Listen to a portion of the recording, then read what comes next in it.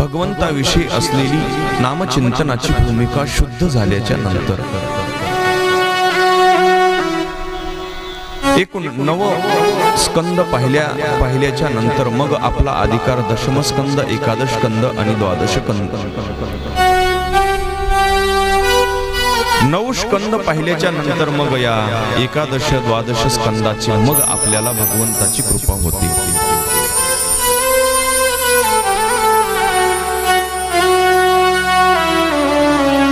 म्हणून 9 स्कंदाचा विचार खूप महत्वाचा आहे. त्यानंतर माझ्या कृष्ण प्रभूंची ही अमृतमय असणारी श्रीमद भागवत कथा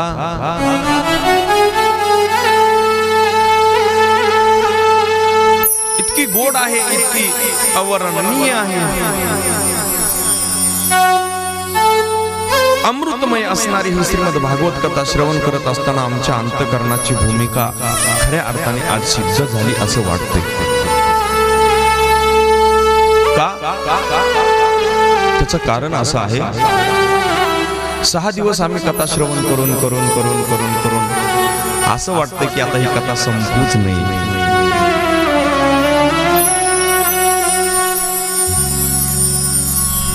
आणि असाच प्रसंग भगवान कृष्ण परमात्म्याचा आणि अक्रूराचा झाला होता. अक्रूर भगवान कृष्ण परमात्म्यांना ज्या वेळेस घेऊन जात होते ना,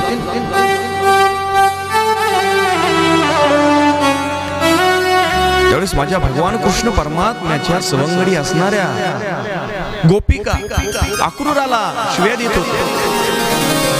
अक्रूरा, अरे तू माझ्या भगवंतांना, आमच्या देवाला तुम्ही आज घेऊन जात आहेत. अक्रूरा,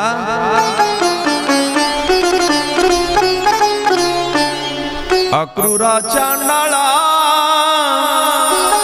तुझ मारी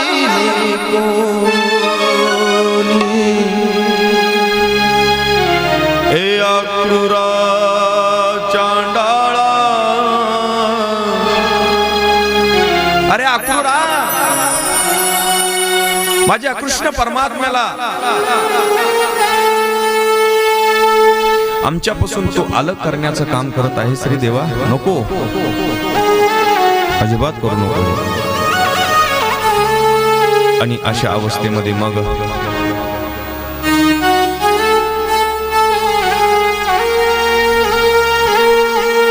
अक्रूराला सर्व गोपिका भांडत होते. अक्रूरा, अरे वियोग नको.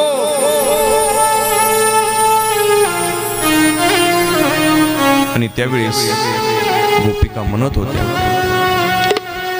कान्हैया रे जग जेठी, कान्हैया रे जग जेठी, देई भेटी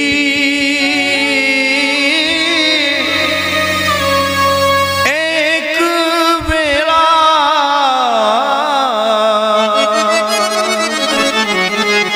कान्हैया रे जग जेठी,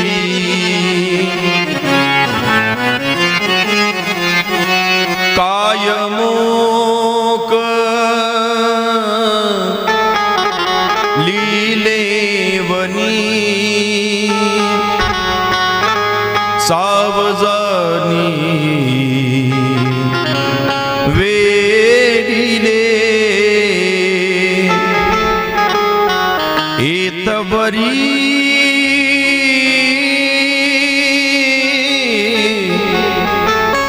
होता संग अंगे अंग लपविले. अरे देवा, सोबत इथपर्यंत आलास तू, आणि आता तू कुठे चमत्कार झाला, चंपट झालास. तुका म्हणे, तुका म्हणे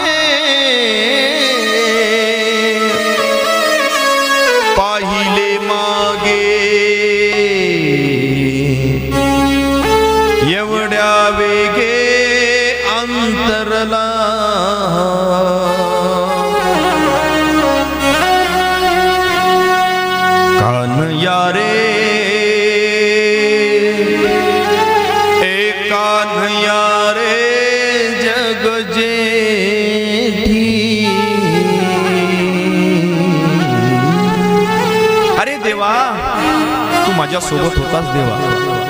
हे माय बापा, माझी आणि तुझी संगत. राधा बोलत होती कृष्ण परमात्म्याला. वनामध्ये दोघ जण गेले आणि वनामध्ये गेल्याच्या नंतर दोघांचा वियोग झाला. कारण राधेला अहंकार निर्माण झाला होता.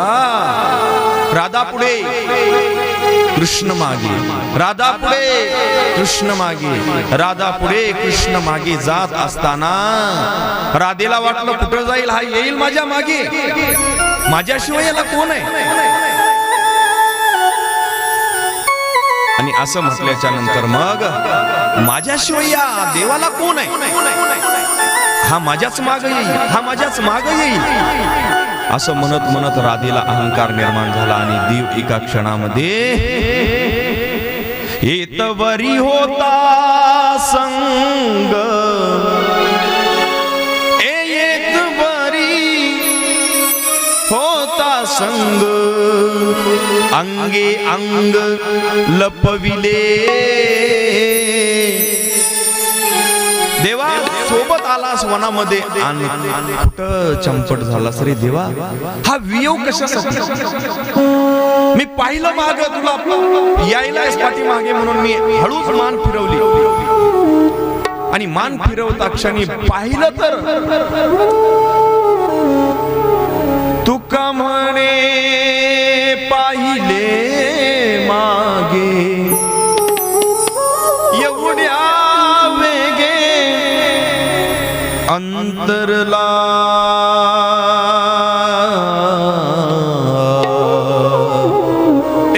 अंतरला देवा. अरे सोबत असता असता अंतर दोघांचा पडला आणि मी पाठीमागे फिरून पाहते देवा तर तुम्ही दिसलाच नाही.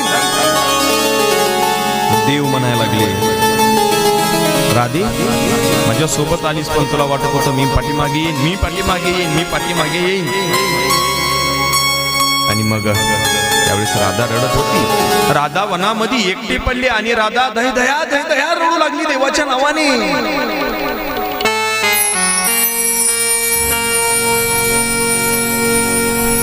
राधा रडत असताना राधा हळूहळू हळूहळू बोलू लागली देवा, ओ देवा वियोग नकाऊ, नकाऊ वियोग देवा.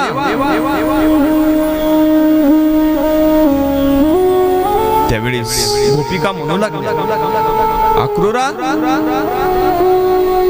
देव आमचा आणि त्याला तू घेऊन जात आहेस. अरे अक्रूरा नको. कशासाठी संघ घडवला, कशासाठी देवाचा. नको नेऊ भगवान, नको नेऊ भगवान, नको नेऊ भगवान,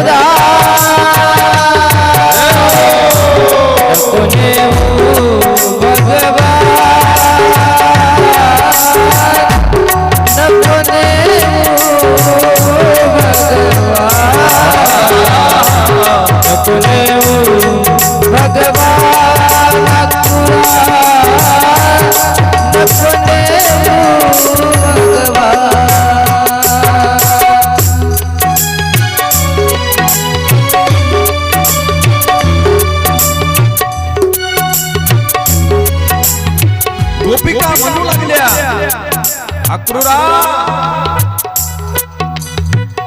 अरे माझ्या देवाला तू कुठं घेऊन जात आहेस. नको वियोग नको. का वियोग नको? अगोदर कशाला देवा आमची संगत कशाला घडवला, सोबत कशाला राहिला, क्रीडा कशाला खेळला, संघ घडवलास आणि तू आता सोडून जातोस. आणि जात आहेस तर मला दुःख नाही, पण त्या अक्रूराला कशाला बोलवतो. आणि अक्रूराला नेत असताना अक्रूराला गोपिका म्हणत होत्या, हे अक्रूरा अरे नको, तो माझा भगवान परमात्मा आहे ना, कृष्ण मुरारी जगदाता जगदीश्वर, पालन पोषण करता धरता नको निवड. वृंदावनी सकळ जीवाना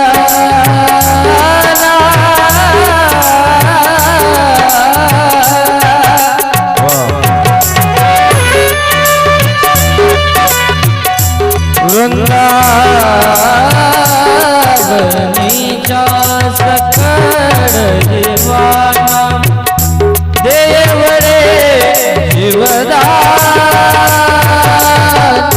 नको नेऊ भगवान, नको नेऊ भगवान, हो नको नेऊ भगवान,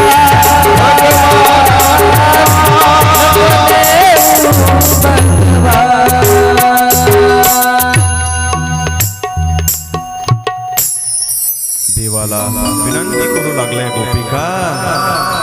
गोपिका म्हणत होत्या, अक्रूरा नको रे नेऊ, त्या भगवंताला नको नेऊ, माझ्या कृष्ण परमात्म्याला नेलास ना तर आम्ही आमचं जीवन संपविल्याशिवाय राहणार नाही.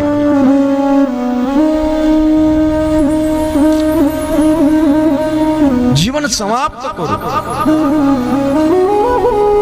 बस झालं. नाही आमच्या आयुष्याला पर्याय नाही आता.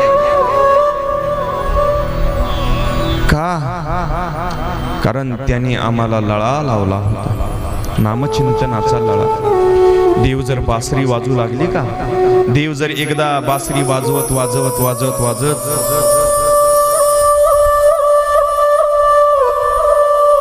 कृष्ण परमात्मा बासरी वाजवायचे आणि त्या बासरीच्या धुंदामध्ये गोपिका समाधिस्थ व्हायचे, समाधिस्थ होऊन जायच्या, देह भान विसरून जायचे.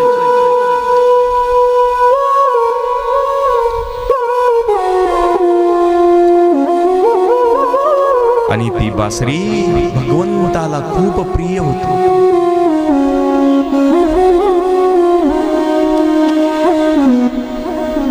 आणि मग त्या बासरीची धुंद ऐकली की, धन्यवाद या महात्मे, त्या बासरीचा आनंद मिळायचा.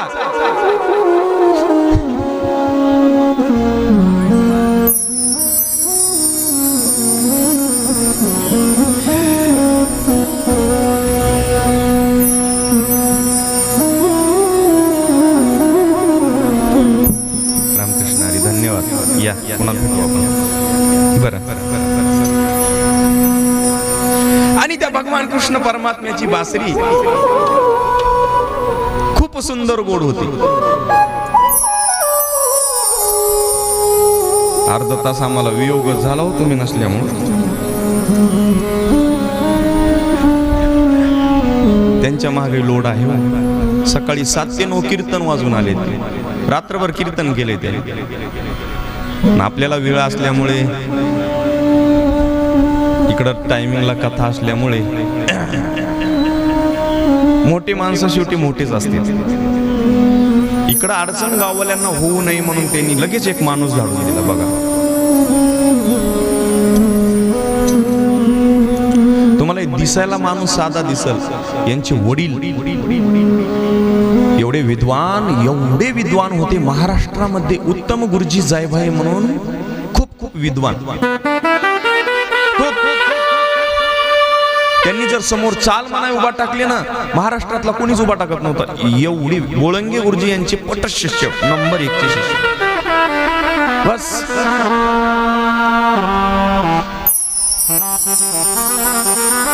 मला फोनवर धमक्या देऊ लागले, येणारच नाही, बघूच मग. म्हणलं बघून घेईल आमचा देव, आमची कथा करणार आम्ही म्हणलं. पण आली, धन्यवाद. रात्रभर जागरण झालेला आहे.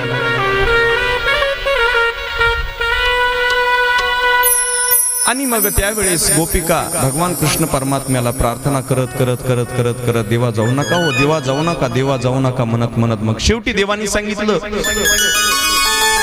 मी जातो पण तुमचा वियोग समाप्त करून जातो. तुम्ही काय करा, काही करू नका. हळूहळू देवानी फक्त गेले त्यांच्याकडे आणि जाऊन देवानी,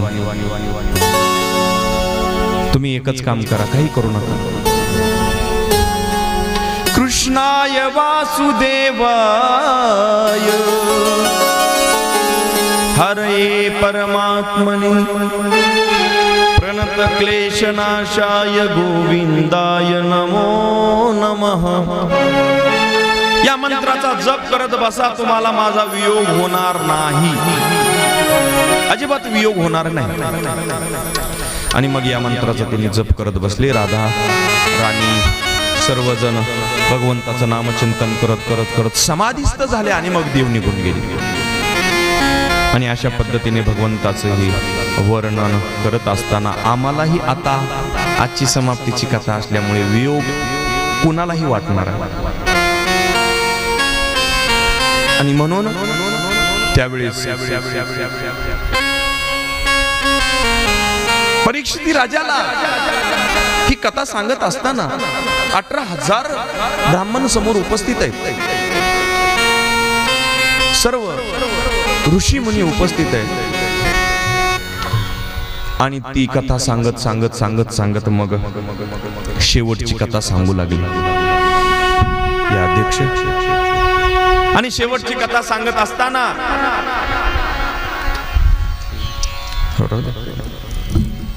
शेवटची कथा सांगत असताना मग शेवटी म्हणायला लागले, बाबा सगळं झालं, सगळ्याच्या कथा पाहिल्या आम्ही, सगळं मिळालं, सगळ्या गोष्टी अवश्य झाल्या, पण माझ्या मित्राची कथा ऐका ना. जीवनाला मित्राशिवाय आपल्या जीवनातील दुःख आपण कुणाला सांगायचं, कुणाला सांगायचं म्हणून मित्राला सांगावं. देव म्हणत होते. आणि ते मित्राला कथा सांगत असताना काय माझ्या मित्राचा परिचय, तो मित्र कोण आहे. त्यावेळेस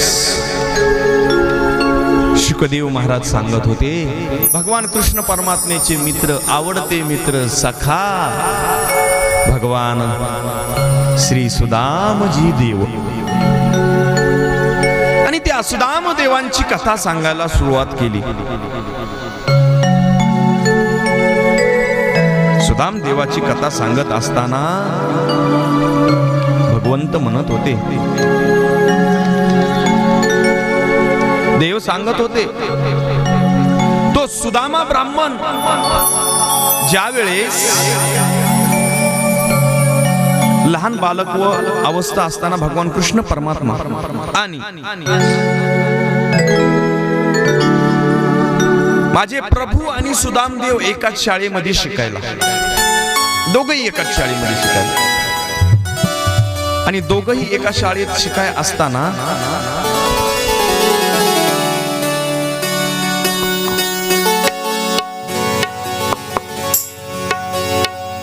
एका शाळेत शिकाय असताना भजन नामचिंतन करत होते.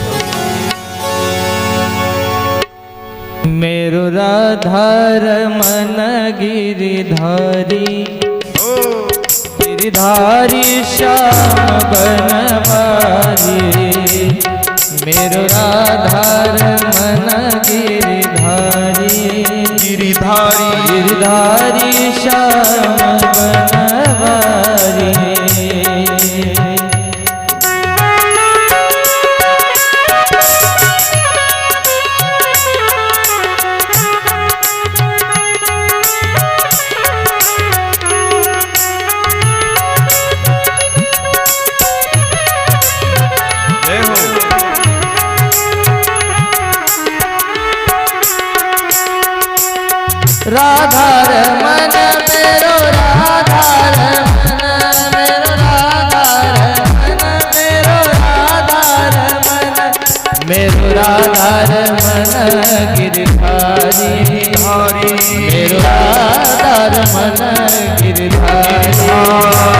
गिरधारी श्याम बनवारी गिरधारी श्याम बनवारी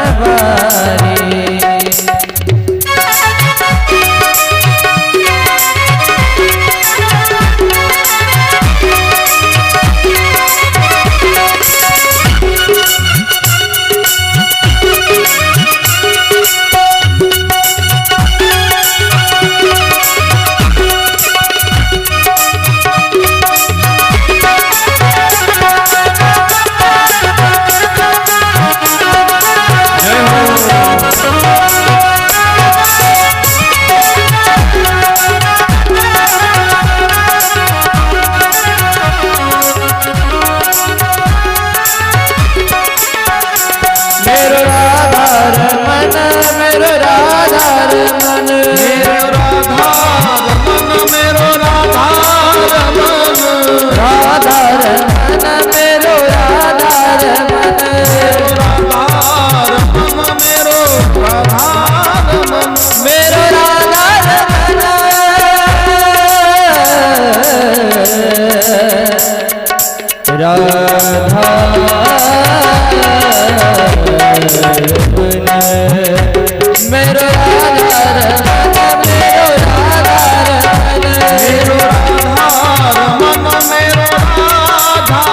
मेरो राधार मन गिरधारी मेरो राधार मन गिरधारी गिरधारी श्याम बनवारी गिरधारी श्याम बनवारी गिरधारी श्याम बनवारी गिरधारी श्याम बनवारी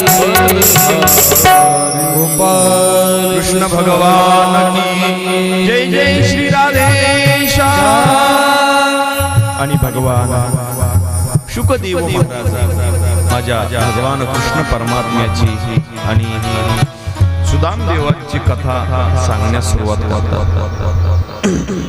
कशी आहे ही कथा?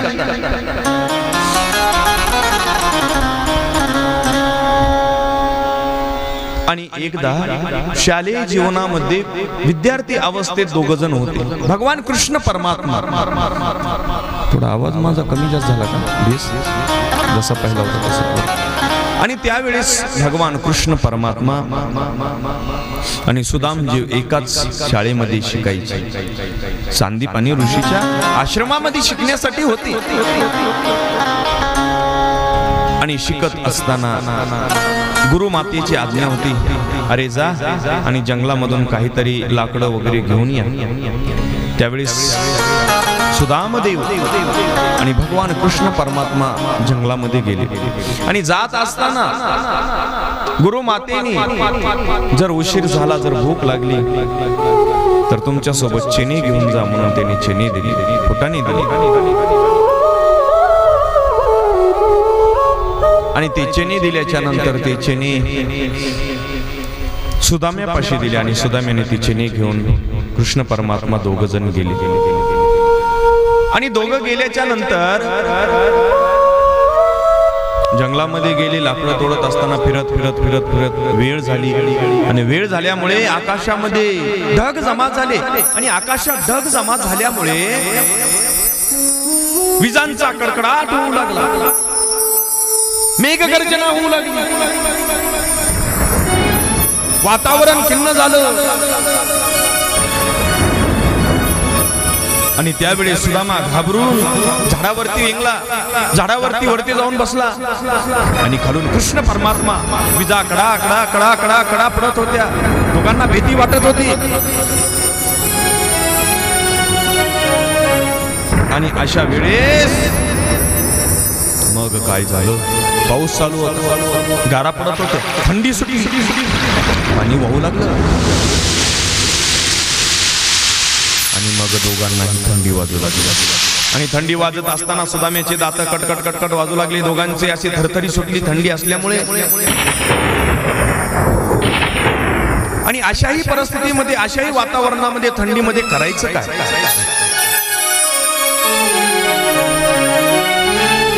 आणि मग त्यावेळेस त्यांच्या लक्षात आलं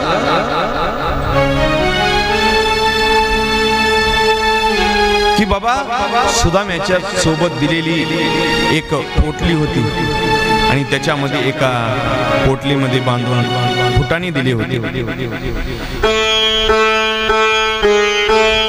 आणि त्या सुदाम देवापाशी फुटाणे असताना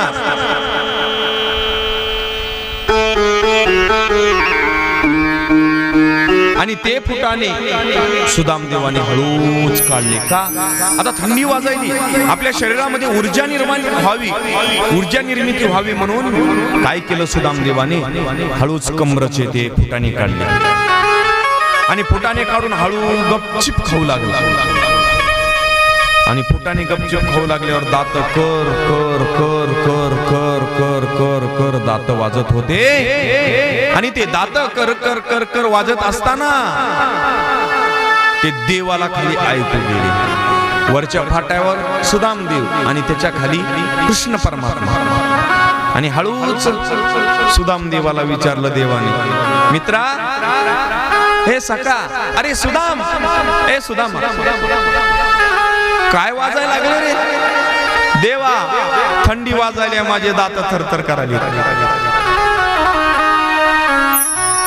देवा माझे दात थंडीमुळे दातावर दात आपटालीत आणि तरतर तरतर तरतर तरतर वाजाली. खरं सांग.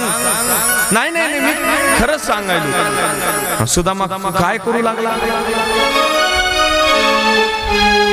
क्षणी गपचिप खाऊ लागला. जगाचा मालक, विश्व मालक, त्याला सगळ्या गोष्टी माहिती होत्या आणि मग क्षणी बरं तसं का केलं सुदामानं? कारण सुदामाला वाटलं आता हे सगळे चणे खाऊन आपण टाकावे, देवाला काही शिल्लक नाही. पण खरा अर्थ तो नव्हता. खरा अर्थ असा होता, ज्या वेळेस चणे गुरुमातेकडून घेतले आणि गुरुमातेकडून चणे घेताना जे चणे त्या गुरुमातेला दिले होते ना, एका स्त्रीने दिले होते, ती स्त्री वृद्ध होती आणि ते चणे दिलेले अभिशापित चणे होते.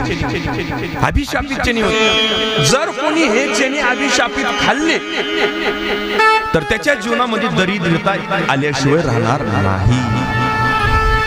पण हे चणे गुरुमातेला दिलेले माहिती होते, पण तिच्या लक्षातच नाही, तिच्या ध्यानातच राहिलं नाही आणि तिने तेच चणे सुदाम देवाकडे दिले. तिला वाटलं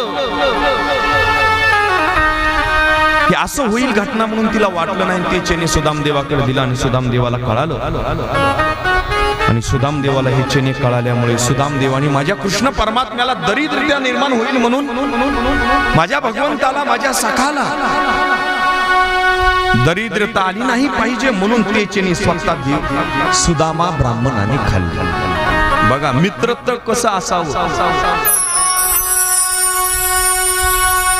मित्रत्व कसं असावं. दोन बहिणी सख्या जर असल्या आणि दोन्ही बहिणीला जर आपल्या माईनं जर साड्या घेतल्या आणि पहिल्या बहिणीने जर ती साडी उचलली आपल्या दोन्ही पैकी एक, ती दुसरी जी असते उगाच तिच्या मनात वाटते, माई मी ती घेतली असती तर. सारख्याच आहे तो दोन्ही बी, तिचं सुद्धा जरा वेगळं दिसायला. सारख्याच घेतल्या, तेवढ्याच पैशाचे, वाटतं का नाही बरं असं?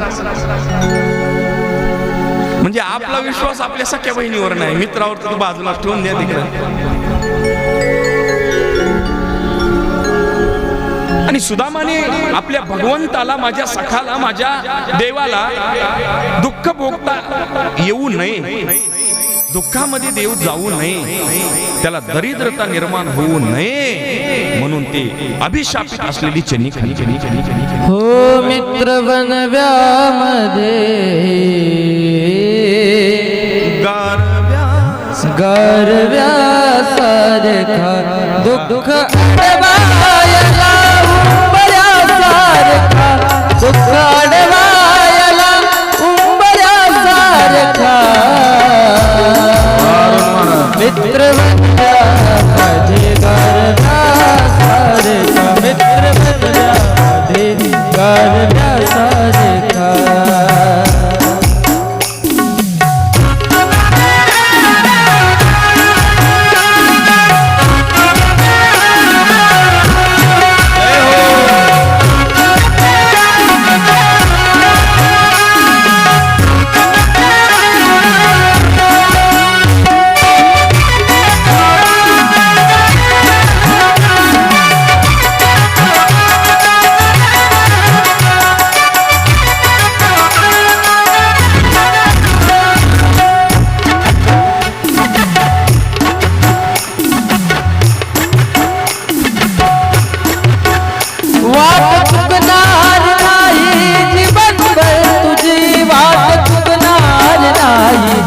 जीवनभर कुणी वाट चुकणार नाही, जीवनभर कुणी वाट चुकणार नाही, जीवनभर कुणी.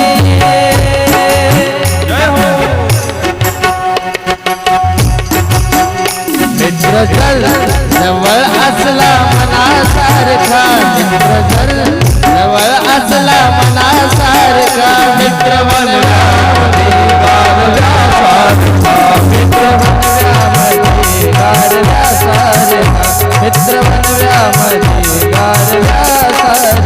दुःख अडवायला दुःख अडवायला उंबरासारखा, मित्र बनव्यामध्ये गारव्यासारखा, मित्र बनव्यामध्ये गारव्यासारखा, मित्र बनव्यामध्ये गारव्यासारखा.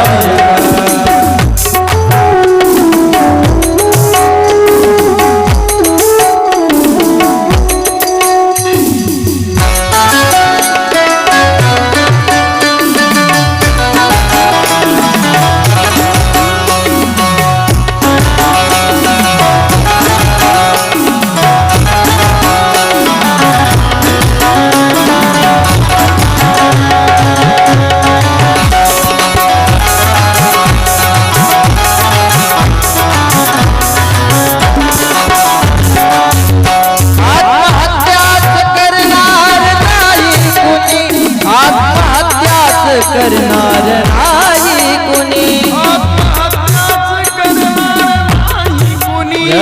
आत्महत्याच करणार नाही कुणी, आत्महत्याच करणार नाही कुणी, आत्महत्याच करणार नाही कुणी. मित्र चल जवळ असला मनासारखा, जर जवळ असला मनासारखा, मित्र बनव्यामध्ये बनव्यामध्ये गारव्यासारखा, बनव्यामध्ये गारव्यासारखा.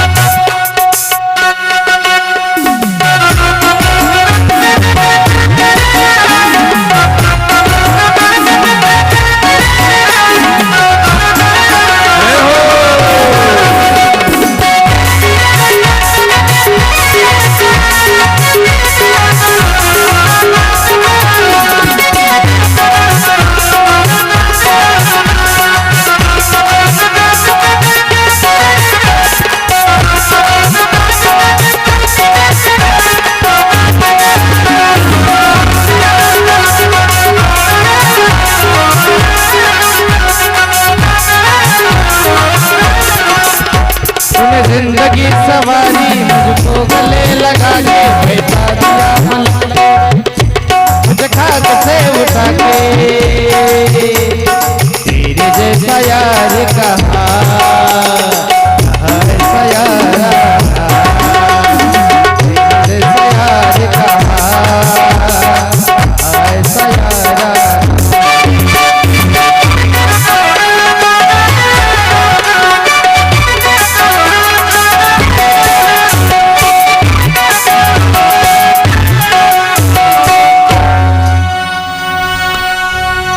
मित्र वनव्यामध्ये गारव्यासारखा,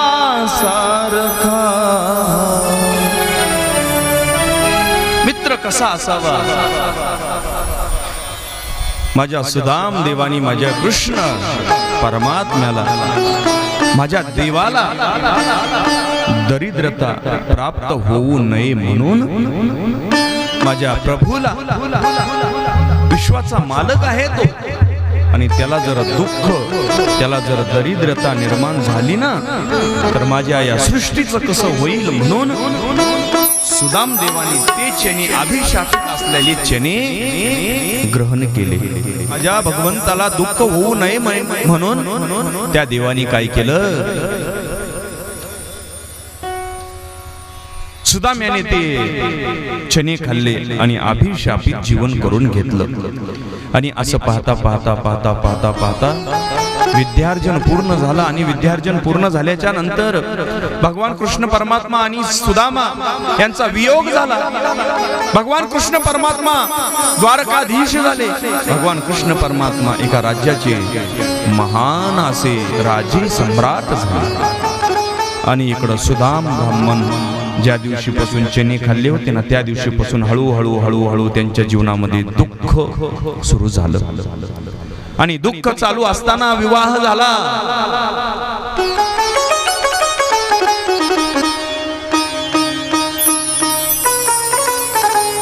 आणि विवाह झाल्याच्या नंतर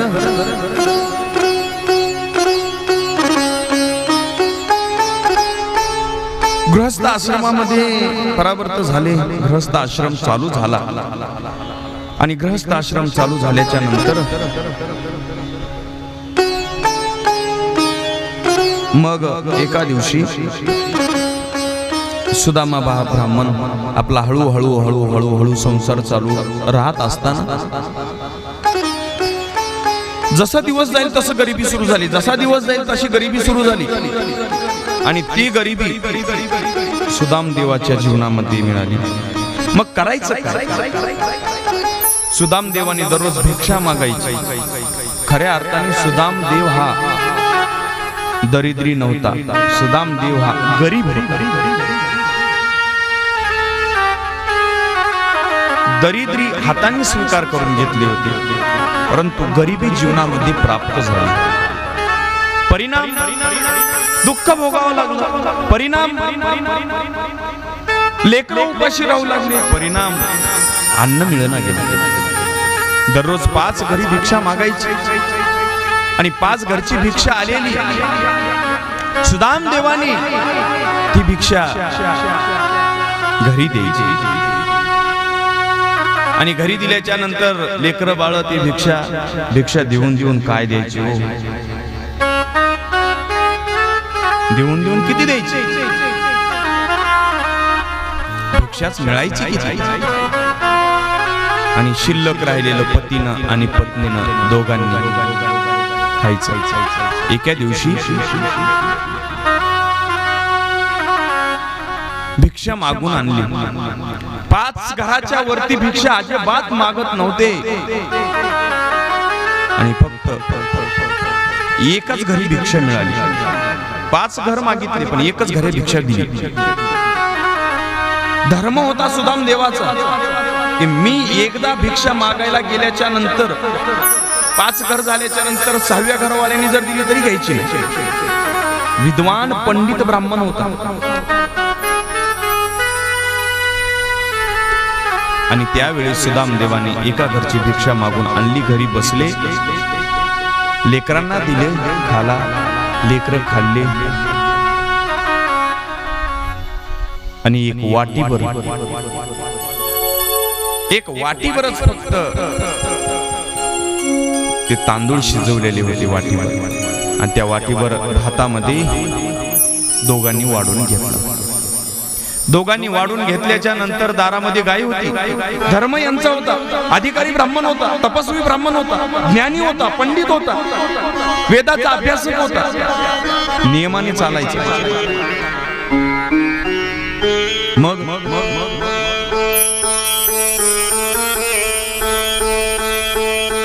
बाबा तुम्ही असं साईडला कडीला उभा ठेवा.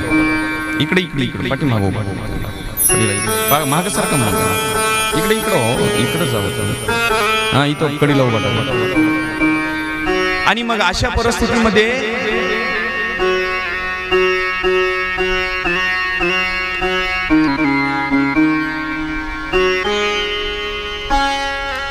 सुदामा ब्राह्मणाने काय केलं? एक फक्त वाटीवर भात राहिला होता शिल्लक. त्याच्यातला अर्धा भात गाईला दिला. अर्धा घास गाईला दिला. दारामध्ये गाय होती ना. धर्म आहे. उपाशी राहता कामा नये. गोदान. त्या अर्ध्या वाटीतला दोघांनी अर्धा हिस्सा ताटावरती घेतला. 4 दिवस मधुकरी मिळाली नव्हती, 4 दिवस भिक्षा मिळाली नव्हती, आणि 4 दिवसाच्या नंतर जी भिक्षा मिळाली ती फक्त एकाच घरी मिळाली. आणि ती 4 घरी भिक्षा मिळालेली, एका घरी मिळालेली भिक्षा यांच्या दोघांच्या ताटावरती घेतली. शांत बसा. आणि ती भिक्षा मिळालेली ताटावर घेतली, दोघ जण घास उचलणार. 4 दिवस उपाशी राहिलेले पती पत्नी, गरीबी परिस्थिती, घरामध्ये काहीच नाही. आणि मग त्यावेळेस काय झालं, दारामध्ये एक भिक्षुक आला. अहो घरामध्ये कोणी आहे का, भिक्षान देई, भिक्षान देई.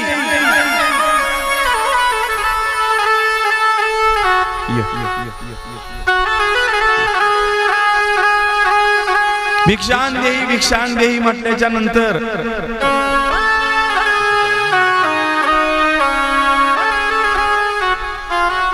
बुट बुट बुट, अरे महाराजाच्या लेकरांना बुट खाली ठेव.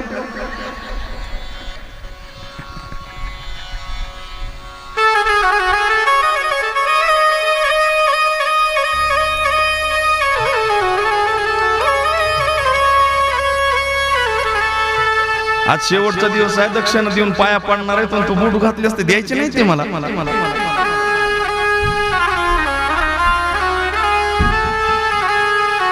आणि मग अशा परिस्थितीमध्ये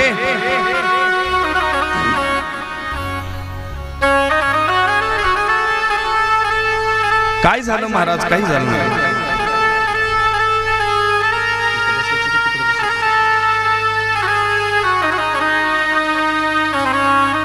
ती भिक्षा मागून आणलेला पहिला घास गाईला दिला, राहिलेला अर्धा घास दोघांनी ताटावरती वाढून घेतला.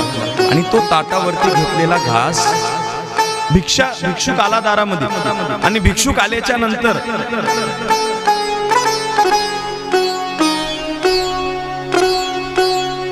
त्या भिक्षुकांनी काय केलं, भिक्षान देई,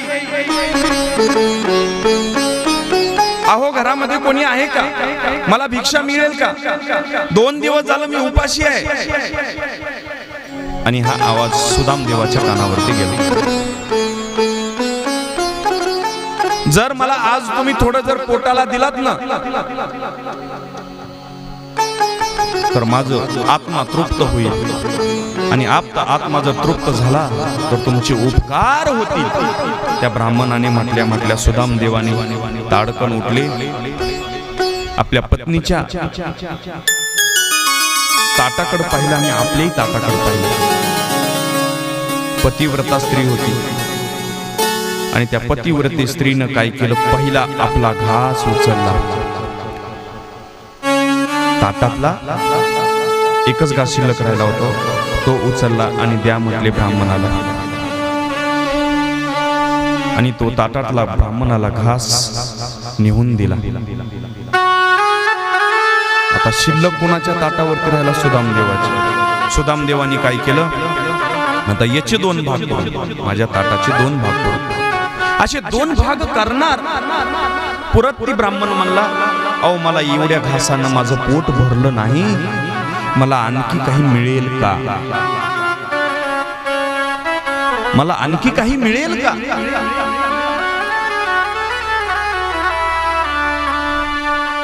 आणि तिकडून माझा कृष्ण परमात्मा पाहत होता आणि लक्ष्मीला सांगत होता, लक्ष्मी बघ, माझा मित्र, माझा सखा आहे, आज किती धर्म संकट आले. 4 दिवस झालं लेकरं उपाशी आहे, 4 दिवस झालं यांच्या परिवारामध्ये खाला काहीच नाही. आणि तरी पण हा धर्म आचरणाचं काम करत आहे, धर्म रक्षणाचं काम करत आहे. भिक्षुक दारात आलेला आहे, गाईला घास दिलेला आहे, आणि पोटाला 4 दिवस उपाशी असून सुद्धा हा खात नाही. पहिला पत्नीचा धर्म पाहिला. पत्नीनं सुद्धा माझ्या मालका उपाशी राहता कामा नाही म्हणून पहिला घास दिला. आणि देव रुक्मिणीला सांगू लागले वैकुंठातून. हे सगळी गोष्ट पाहत होते. रुक्मिणी पाहत होती, बघत होती, देवा तुम्ही का धावत नाही, तुम्ही का जात नाही, तुम्ही का असं करायला. नाही, जोपर्यंत वेळ येणार नाही तोपर्यंत नाही.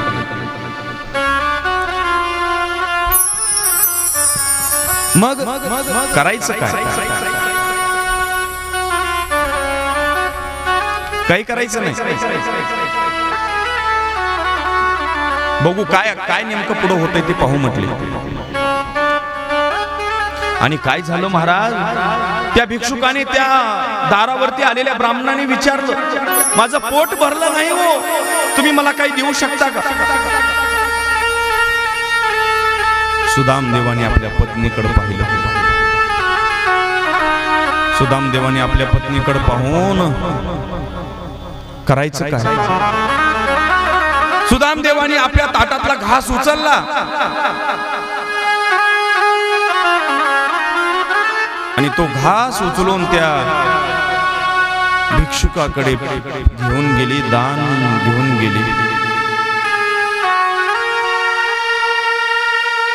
आणि ताटातला घास उचलला, त्या ब्राह्मणाला दिला. ब्राह्मणाला जसा दिला घास तसा सुदामदेवाने आपला चेहरा हास्यमुख केला. आपण समाधानी झालात का? आपल्याला मी काही देऊ का? त्यानं सांगितलं, मी समाधानी झालो. सुदामदेव परत आले, पत्नीपाशी उभा टाकून पाहत होते. पात्रावरती एक सुद्धा कण दोघांच्याही पात्रावरती शिल्लक नाही. करायचं काय?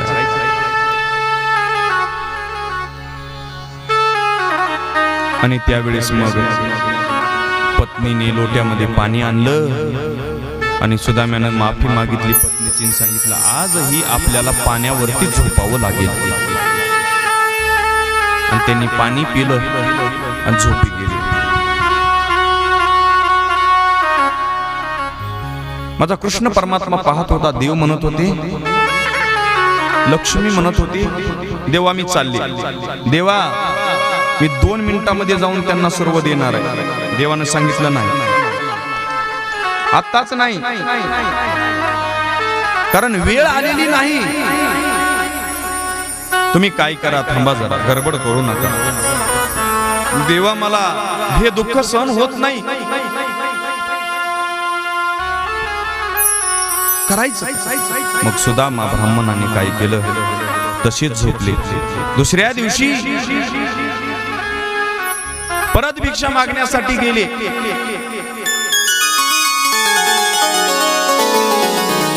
आणि मग लोकांनी ठरवलंय, उठलं की भिक्षा मागाय आले, उठलं की भिक्षा मागाय आले, याला काय म्हणून द्यायचं?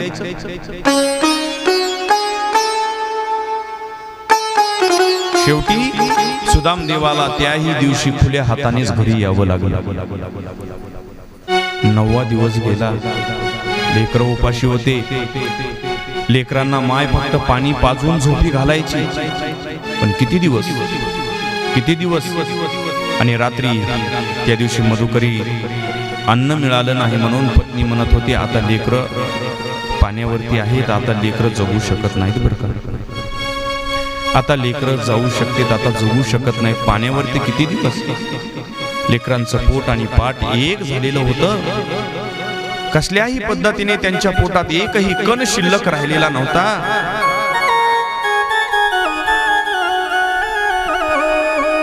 एकही कण शिल्लक राहिला नसल्यामुळे लेकरं आता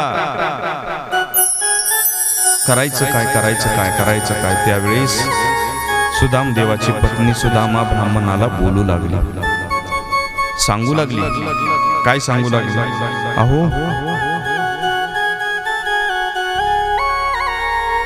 एक सांगू का तुम्हाला? हो सांग ना. एक बोलू का तुम्हाला? बोला ना. राग तर येणार नाही ना? नाही. मग एक काम करा ना, तुम्ही माझं ऐका.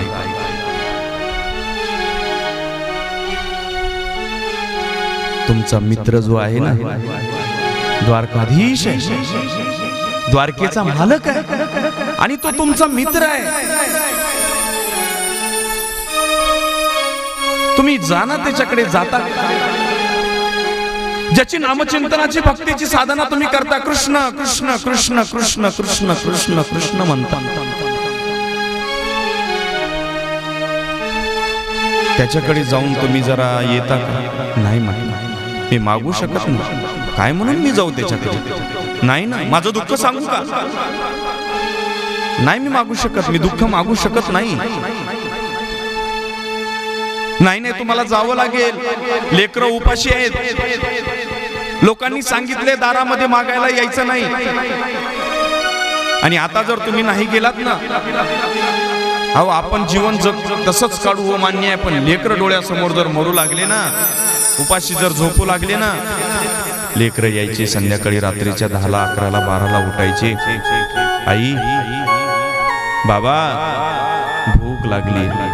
पण लेकरांना सुद्धा सवय लागली होती, लेकरं सुद्धा माईबापाकडे बघायचे, पाणी प्यायचे आणि तसेच झोपायचे. गरिबी अवघड असते माणसाच्या जीवनात, ध्यानात ठेवा, गरिबी खूप अवघड असते. अहो ज्यांनी उकंडे खंदून काम केलं, ज्यांनी तळे खंदून काम केलं, विचारा त्यांच्या घरामध्ये काय त्यावेळेस अडचण होती. आज सुखाचे दिवस मिळाले, पूर्वी गोड खायला मिळायचं नाही. जुन्या काळामध्ये, महाराज तुमच्या काळामध्ये लहान अवस्थेमध्ये गोड खायला मिळत नव्हतं. जर एखाद्या गावामध्ये पंगत असली ना, नुकतीची बुंदीची पंगत, तर पूर्वी लोक म्हणे टोपी समोर करायची आणि त्याच्यामध्ये बुंदी घ्यायची. जुनी माणसं आणखी सांगत, मिळत नव्हतं काही, दिवस नव्हते. आता ताटामध्ये पंचपक्वान्नाचे पदार्थ वाढले तरी त्याला शिवायला कोणी जाईना गेलं, अजिबात जात नाही. कारण डॉक्टरनं सांगितलेलं असतं, गोड खायचं, आंबट खायचं, कडू खायचं, तिखट खायचं, माती खायची. राहिले काय आता? मग खायचं काय आताची परिस्थिती, आणि पहिल्याची परिस्थिती खाऊ काय, आणि आताची परिस्थिती खाऊ काय. प्रश्न एकच शब्द आहे, खायचं काय आणि खाऊ काय. आणि मग अशा अवस्थेमध्ये सुद्धा सुदामदेव मागत नव्हते, पत्नीला म्हणत होते, मी नाही जाणार, मी नाही जाणार. तुम्हाला जावं लागेल बरं. नाही मी नाही जाणार. काय म्हणून मी जाऊ त्यांच्याकडे? नाही नाही, जावं लागेल. आणि अशा परिस्थितीमध्ये मग पत्नीने सांगितलं, तुम्ही जर नाही गेलात ना, तुमच्या डोळ्यासमोर जर तुमचे लेकरं जर तडपडून जर मेले, तर तोच देव तुला माफ करेल, तुम्हाला माफ केल्याशिवाय राहणार नाही, हेही ध्यानात ठेवा तुम्ही. आणि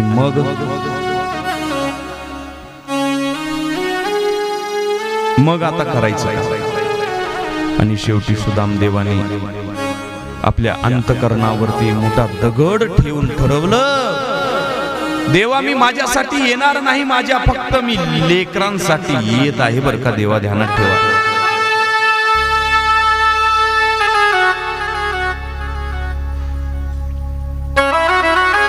आणि मग लेकरांसाठी येत आहे म्हणून मग सुदामा ब्राह्मण रात्रभर कसं जाऊ कसं जाऊ कसं जाऊ कसं जाऊ. सुदामा ब्राह्मण झोपले, रात्र गेली, सकाळी उठले, स्नान, नित्यनेम, पूजा अर्चा सर्व केलं. आणि सगळं केल्याच्या नंतर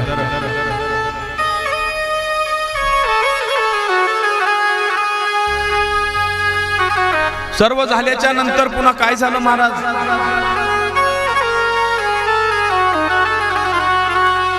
सकाळी उठले, हातात काठी घेतली, धोतर फाटलेलं होतं, धोतरावरती ठिगळं होते, अंगावरती वस्त्र नाहीत, घरामध्ये कसल्याही प्रकारचे वस्त्र नाहीत, कसल्याही पद्धतीचा नवा कपडा नाही. आणि अशाही परिस्थितीमध्ये सुदामाने काय केलं, अंगावर असलेले कपडे तसेच घातले, देवाचं दर्शन घेतलं आणि पत्नीला सांगितलं, मी चाललो बर का, त्या भगवान परमात्म्याकडे, माझ्या सखा मित्राकडे चाललो बर का. पत्नी हुशार होती, कुलवान होती, सौभाग्यवती होती. तिनं काय केलं, मालक तुम्ही चाललात मान्य आहे, हो मान्य आहे मालक, तुम्ही चाललात मला योग्य वाटायले, पण मित्राकडे जात असताना खुल्या हाताने जाऊ नये. आपल्या लेकीच्या घरी जात असताना खुल्या हाताने जाऊ नये. कर्तव्य आहे. मग काहीतरी घेऊन जातो तुम्ही काहीतरी घेऊन जा त्यांना काहीतरी. देवाने विचारल्याच्या नंतर तुम्ही काय देणार आहे?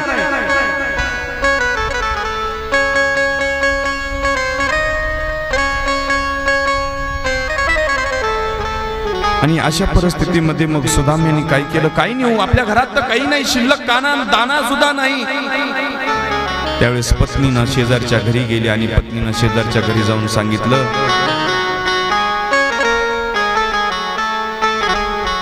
अहो माझे पती त्या द्वारकाधीश मित्रांकडे निघालेले आहेत आणि त्या देवाकडे जाणार आहेत.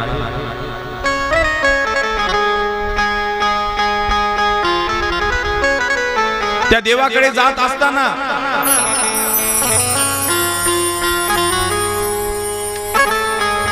काहीतरी घेऊन जावं म्हणून या हेतूने मी तुमच्या घरी आलेली आहे, तुम्ही काहीतरी द्या. तिनं सांगितलं माझ्या घरात सुद्धा काही नाही. पण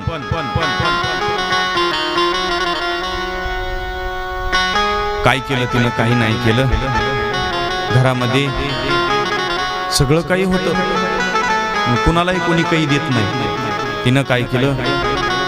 कोपऱ्यामध्ये एका पोहे निसून निसून निसून निसून निसून त्याचा बारीक बारीक बारीक कचरा जो राहतो का पोह्याचा टाकून देतो आपण, तो कचरा पडलेला होता. आणि सांगितलं हे काय आहे? हे पोह्याचा कचरा आहे. मग हा मला मिळेल, हा मला मिळेल. आणि तो पोह्याचा कचरा मुठभर होता. तो मुठभर कचरा पोह्याचा उचलला आणि तेच घेऊन कचरा घेऊन आली. लक्ष द्या बरं माझ्याकडे. आणि पोह्याचा तो कचरा घेऊन घरात आली आणि पतीला सांगितलं, मालक फक्त एवढंच काय, जे काही आहे ते तेवढंच आहे, तुम्ही माल त्या देवाला द्या. त्यानं आपल्या धोत्राच्या कमरावरती ती गाठ मारली. सगळीकडे धोतर फाटलेलं होतं, एकाच ठिकाणी त्या धोत्रामध्ये बांधली गाठ आणि सुदामा ब्राह्मण निघाली. इकडं माझ्या देवाला कळालं, माझ्या भगवान परमात्म्याला कळालं की माझा भक्त येत आहे, माझा सखा येत आहे.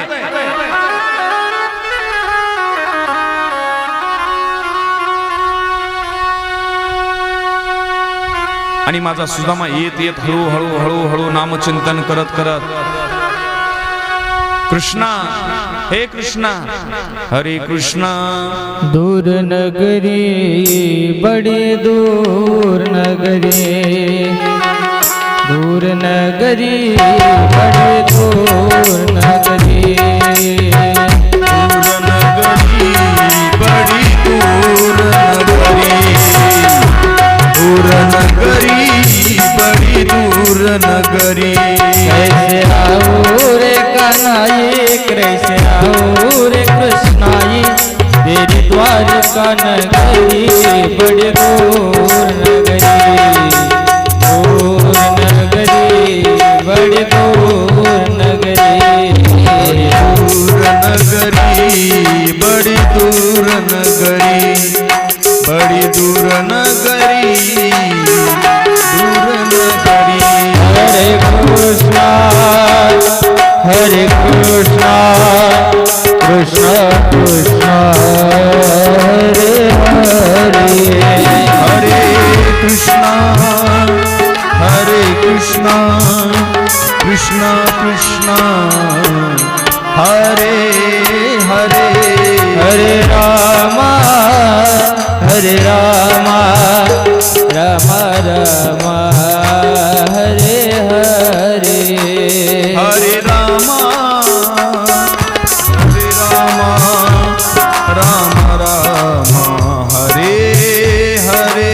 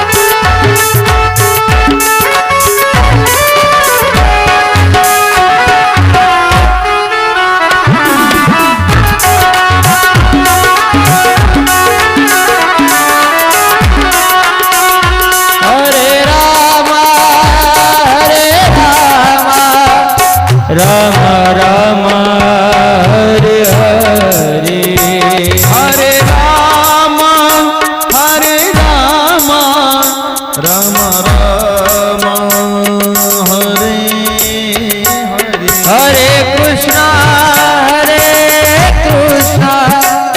कृष्णा कृष्णा हरे ओ हरे हरे कृष्णा कृष्ण कृष्ण हरे हरे कैसे आऊं रे कृष्णाई कैसे आऊं रे कन्हाई तेरी द्वारिका नगरी